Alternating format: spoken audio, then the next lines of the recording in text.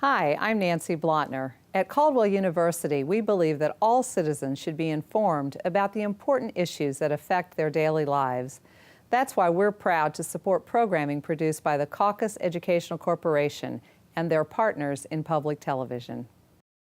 Funding for this edition of One-on-One with Steve Adubato has been provided by RWJ Barnabas Health, Fedway Associates, the Fidelco Group, Caldwell University, Suez, Adler Aphasia Center, helping stroke and brain injury survivors recover their speech. And by Choose New Jersey. Our mission is attracting companies to the Garden State.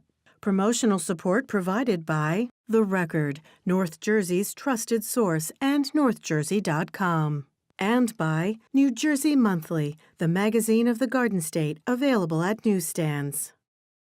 This is One-on-One. I'm an equal American just like you are. The jobs of tomorrow are not the jobs of yesterday. Look at this. You got this? Here it is, man. Look at that. Life without dance is boring. I don't care how good you are or how good you think you are, there is always something to learn. Do you enjoy talking politics? No. People call me because they feel nobody's paying attention. Our culture, I don't think, has ever been tested the way it's being tested right now. Such a good question. High five.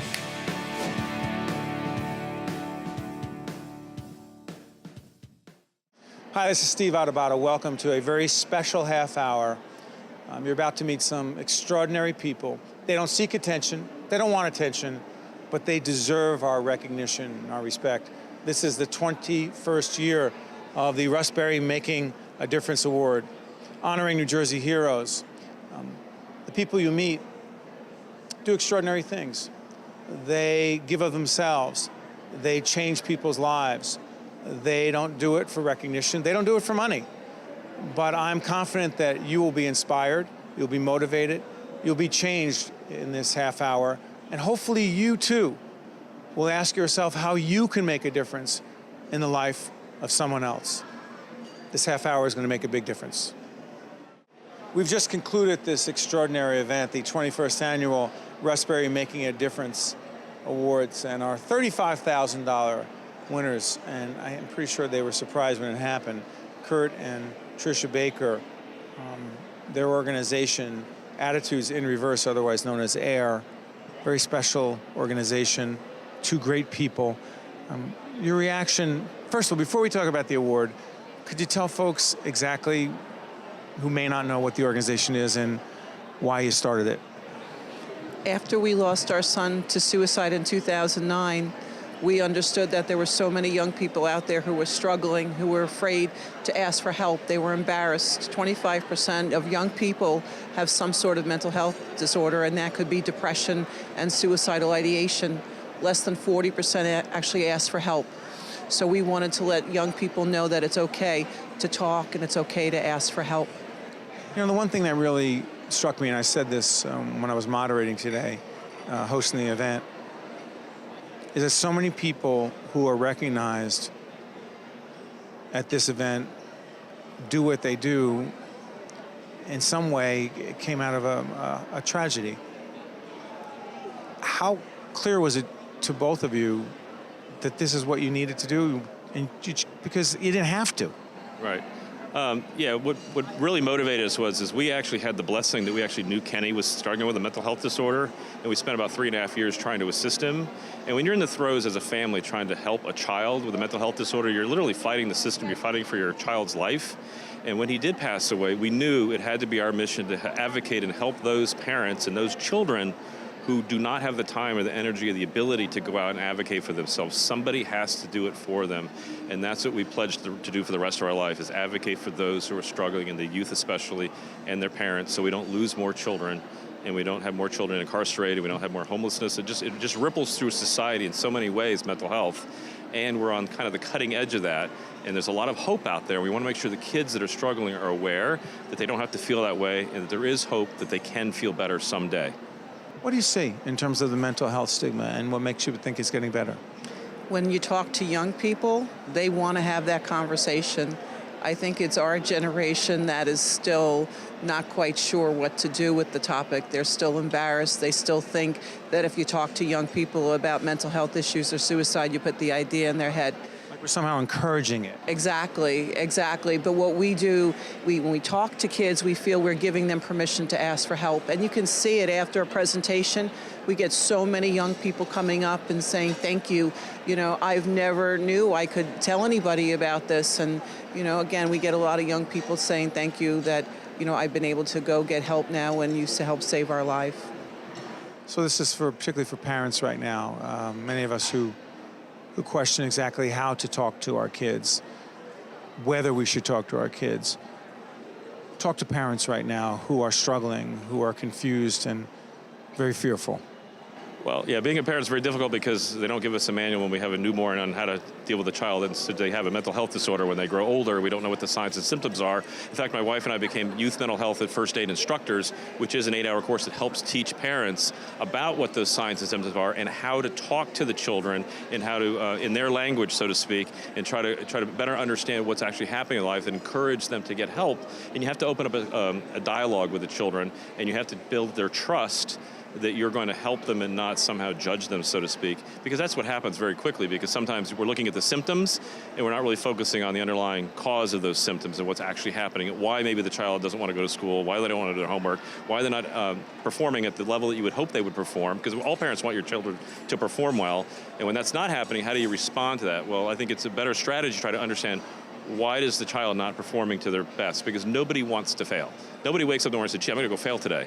Everybody wants to succeed, and those who are not succeeding, there's a reason.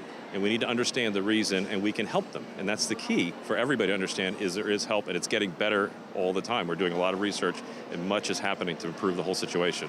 That's interesting. There was a video that introduced this very extraordinary couple. And in the video, you were saying that there are times that you say, why are we doing this? You know, obviously you're not getting paid. Long hours, not a lot of vacation time. Today, what did it mean when your name was announced as the $35,000 winners? I don't know if I can find words to say what it meant. It's overwhelming. It's humbling, you know, because we're doing what we do just because it's something that needs to get done, and to be recognized it's just so humbling. And,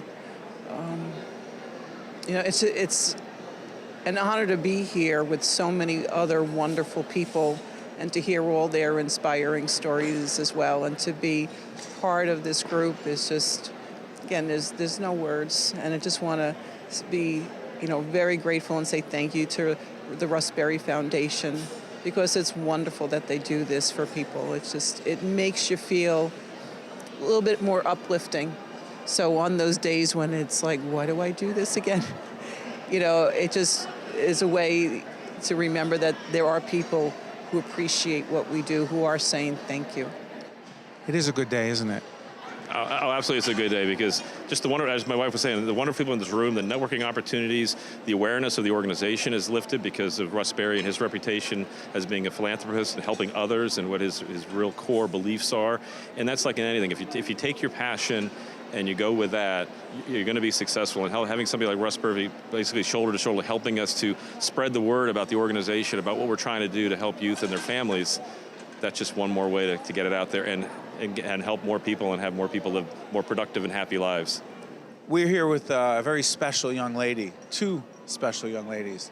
This is Kiersten Miles and Talia. And I just met Talia, and Kiersten, you are being honored here. Will you just tell a little bit about your story together? Sure. So I started babysitting her just as a summer job last June, so about a year ago. And I knew going into it that she had biliary atresia, so she needed a new liver. She was on the liver transplant list. And going into it, I didn't even know you could donate part of your liver. And I guess like a couple weeks, I'd been babysitting her, and I knew my blood type was type O, and I just looked it up, and it didn't really seem like that big of a sacrifice. So I got tested, and it took a couple months to go through all the testing, and in January we had the transplant.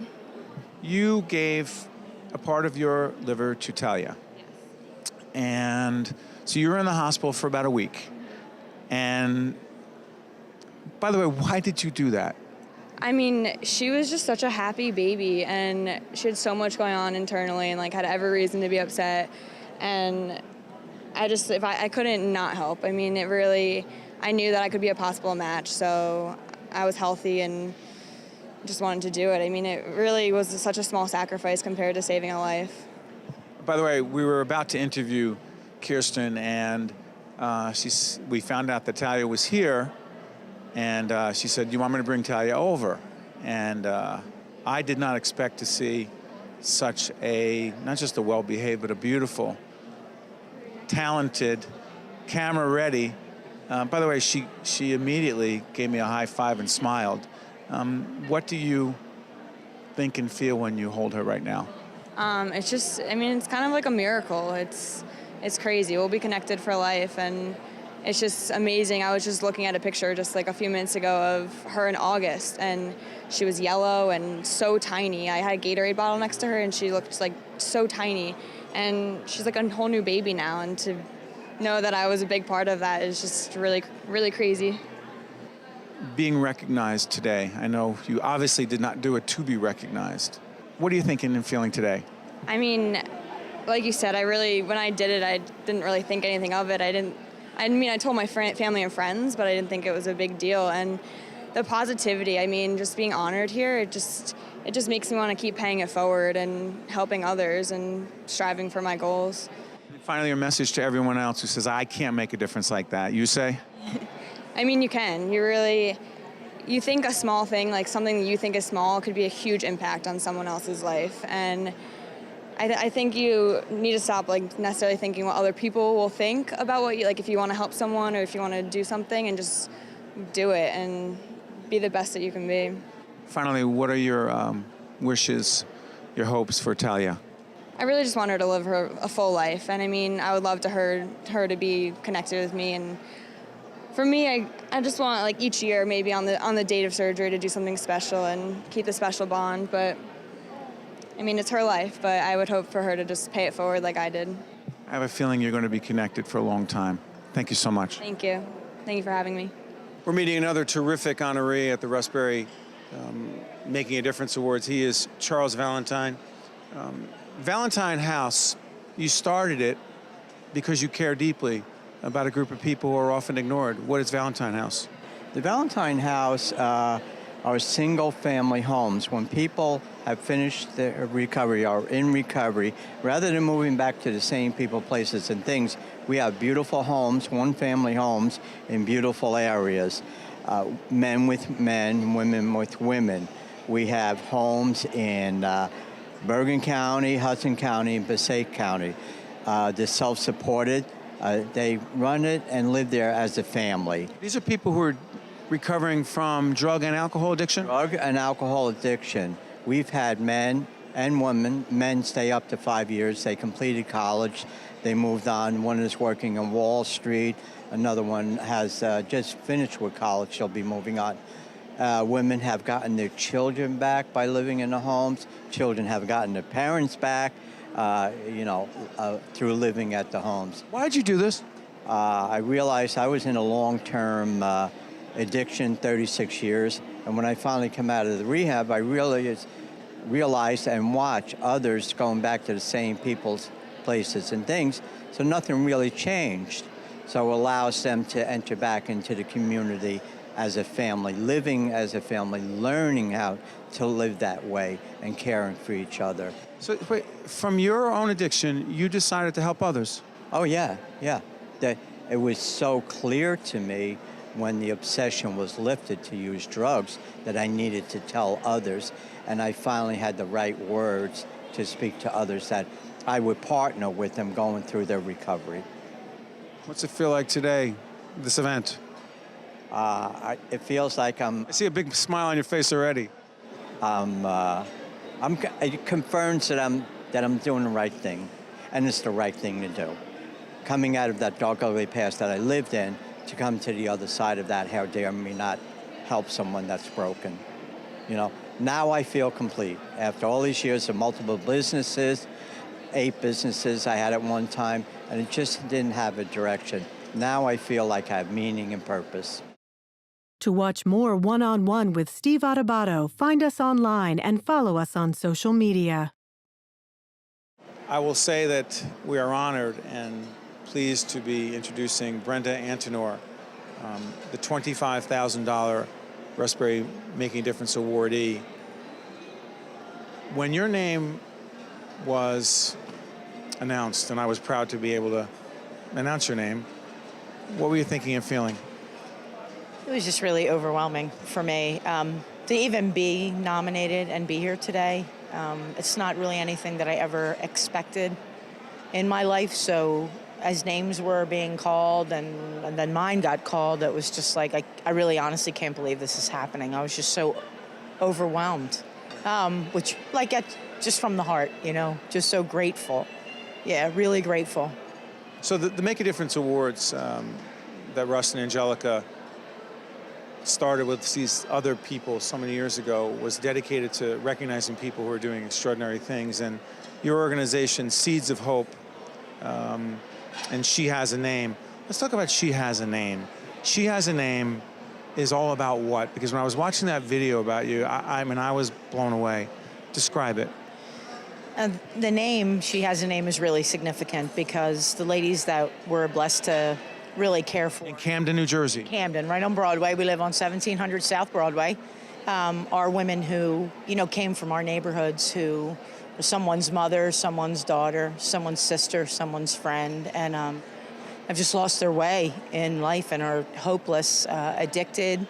Most of the time, all the ladies we see almost to a woman are addicted to heroin and other drugs and just completely hopeless and resort to prostitution as a means to really, you know, fuel their habit. And, you know, we know the labels that, you know, people like to assign in our world. And I think that was one of the most heartbreaking things, you know, even from personal implosion, having a world and a career and a level of status, and then to implode personally and then realize that nobody cared, nobody really wanted to. In your own life? In my own life, yeah. I was a high school health teacher. My husband was an attorney, and in the early 90s, we imploded and ended up in that same neighborhood. And to be honest with you, I wouldn't trade that for the world now. If you had asked me 25 years ago, like, we have 6 children, and, you know, I have a lot of grandchildren now, just to experience redemption through the kindness of one person. And I love that about just learning more about the award today, that, you know, when everyone we knew in the world was heading for the hills, except for a few families. Running away from you. Oh, away from us, big time. This woman who lived behind us in this big neighborhood, 4 kids under 5, just started dropping kind, like, hey, if you ever want to talk, you know, my house is always open to you. Or she would see me, and instead of pretending she didn't see me, she would try to engage me just in a general, not telling me like what I needed to do or didn't I know I should do this or that. And her example was so compelling. Like, that level of kindness just really attracted me to her and really began the reroute of my life. And really to that day, and to this day, everything that the ministry really is involved in really is directly related to what we received. Talk about what you do for them in terms of help and services. Yeah, so we've had a 12-year street presence that really began just seeing these young women on Broadway. And I realized, you know, I'm a mother. I have a almost 1-year-old daughter, and it was summer, it was hot. The girls were just dehydrated, and literally we drove back home. We lived in the suburbs in West Stepford. We loaded our coolers up. We drove back into town. My husband drove. There's no men involved in this part of the ministry. And I just jumped out. And, you know, the girls were grateful, but it gave me a segue to share, hey, let me tell you where I used to be. It's really an asset for what we're called to do, because people can really connect to, you've been there? Like, you, Miss Brenda? Like, you were there? Like, yeah, you lost your teaching license. Yeah, you have kids. You would leave your kids at your mom's and drive down to Camden at 2 o'clock in the morning. Yeah, this same block where you're sitting. What do these women need? What do they need? They need love. We don't identify the women in any label like that. That's why their name is so powerful. And they just need to know that there's hope. And but I'm going to press you a little bit. You take them in. You give them shelter. You give them food. You take care of hygiene issues. You really help them with the basics as well. Oh yeah, well, so my husband would say it's bait, the food and stuff. But really, if somebody's hungry or they're thirsty and you're hoping to even engage them, they can't hear you because those basic needs are not being met. Yes, the women shower. We have a mudroom and a shower in the house. We provide them with clothing, not meat, like, just give them the tangible things that we all frankly take for granted, like the stuff that I have in my closet that I, might not even wear in a year. Like I can give that pair of jeans to somebody, that toiletry bag, those kind of things. But mostly it's that opportunity to build the relationship. Finally, what does it feel like being here today with these very special people? Overwhelmed to be able to be here and hear what all these other people are doing where they are just because they have a burden. And I know love motivates them to do what they do because you don't do that. I'm really I'm overwhelmed, actually. Just the people are incredible. One story was more incredible than the next, and you could have given that award to any single solitary person that was here sitting. And every person that went up, I'm like, I can't believe they didn't win. I can't believe they didn't win. It was crazy. Congratulations. Thank you very much. We've concluded this extraordinary event, 21 years of the Russ Berrie Making a Difference Awards. Angelica Berrie was the final speaker. She brought some of her friends together today here at Ramapo. Every year I interview you. I think you're pretty much the last interview I do. I don't know. We were just saying to each other, I'll get right to the point with the question, I promise. I said to you on stage, we said to each other that somehow it gets even more meaningful every year. Why do you think that is? I think every year that you age, you feel more vulnerable, and you understand what it's like to be vulnerable in a place where you don't have resources, and to know that there's all these people who are doing so much for someone who, but for the grace of God, we would be in those shoes, So we are so lucky, and every year I think we feel that sense of gratitude for just being able to be here, to be alive, and to know that there's people like this doing such incredible things. That is it. You have to, when you're watching this program, you'll see, and you've been watching these interviews throughout this broadcast, from a young woman who had this little baby in her arms who was 9 months old. She was a babysitter, she was a nanny, and then she gives a part of her liver. That started getting to me. And then you hear all these other people. You've met hundreds, moving into thousands of people, and it still moves you. I want to ask you this. How hard is it to pick the winners? Thank God I don't... There's a committee. Thank God I don't have to do it, because I think that every nominee is a winner.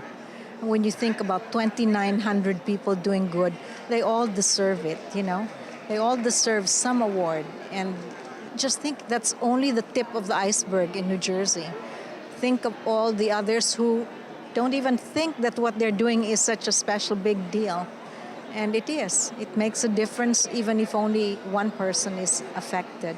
And what's so interesting, Angelica, is that many of the people we spoke to who are talking to each other, and I know that's part of why you and the foundation are so committed to this, they say they're making connections with each other, they're starting to share ideas with each other, and other things are going to happen out of that, some of which we'll know about and some of which we never will. But more important is that they're encouraged to see others who, this is a thankless kind of job. Many people do it. They don't expect to be thanked. And to see each other gives them energy. It inspires them to keep going and to know that there's others like them who are doing the same wonderful things. And finally, the message to everyone watching right now who, A, think they can't really make a difference, and B, could know of someone who is making a difference. A, those who say, I can't make a difference, what do you say to them?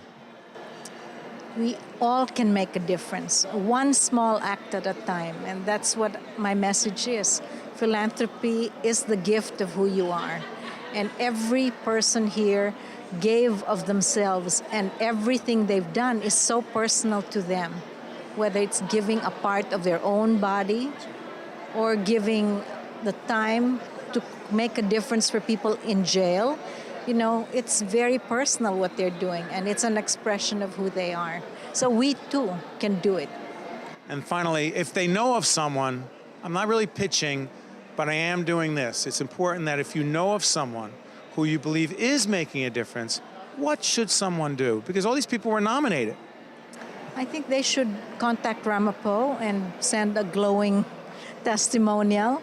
And that's really what it is. We need to find these people because they don't go out looking to advertise what they're doing. They don't promote themselves. Yes, exactly.